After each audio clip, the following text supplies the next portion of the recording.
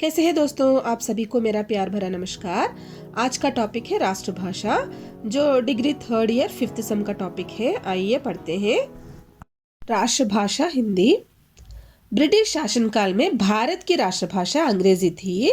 उससे पूर्व मुसलमानों के समय उर्दू फारसी राजकाज की भाषा थी, क्योंकि देशियों को अपनी भाषा में कार्य करने में जहाँ सुविधा होती थी, वही शासक अपनी प्रत्येक बात को शासित प्रजा पर लादता भी था, ताकि प्रजा में हीनता की भावना आ जाए, जो कि शासक के लिए सुविधाजनक होता है। स्वतंत्रता प्राप्ति के पश्चात हमारे संविधान में हिंदी को राष्ट्रभाषा का सर्वोच्च स्थान प्रदान किया गया तथा हिंदी को राष्ट्रभाषा के रूप में स्थापित करने हेतु 15 वर्ष की कालावधि निश्चित की गई। परंतु आज इतने वर्ष बीत जाने के पश्चात भी हिंदी अपना सम्मानजनक स्थान प्राप्त नहीं कर सकी है।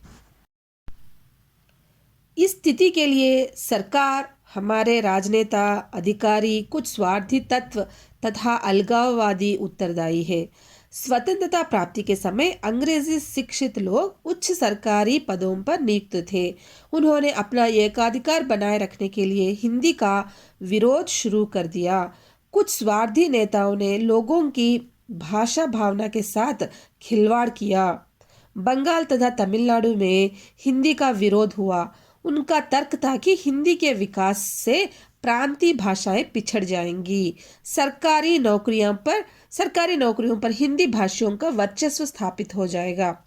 विडंबना देखिए कि वे हजारों मील दूर बैठे विदेशियों की भाषा सीख सकते हैं, उनका वर्चस्व तथा एकाधिकार सह सकते हैं, परंतु अपने ही देश की सरलतम भाषा सीखना तथा उसका अधिकार उन्हें स्वीकार नहीं।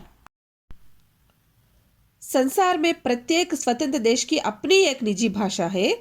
सारा सरकारी तथा अर्ध सरकारी काम उसी भाषा में होता है। वही शिक्षा का माध्यम भी होती है। कोई भी देश अपनी भाषा के माध्यम से ही उन्नति पथ पर अग्रसर होता है।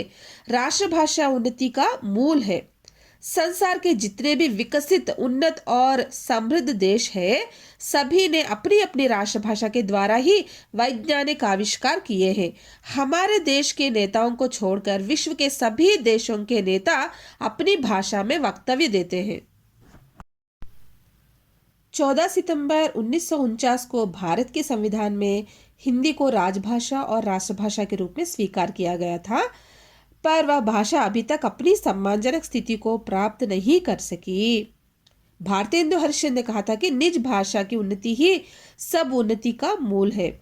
भारतीय संविधान में कहा गया है, संघ की राजभाषा हिंदी और लिपि देवनागरी होगी। इसके साथ साथ 16 प्रादेशिक भाषाओं को भी मान्यता दी गई थी।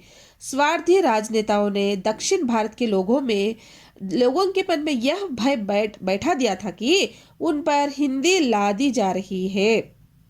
यह बिल्कुल गलत बात थी।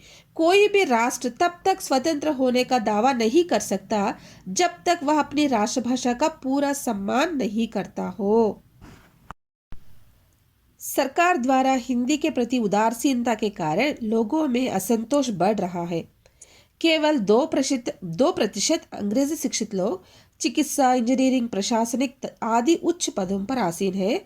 बाकी लोगों की अवहेलना हो रही है।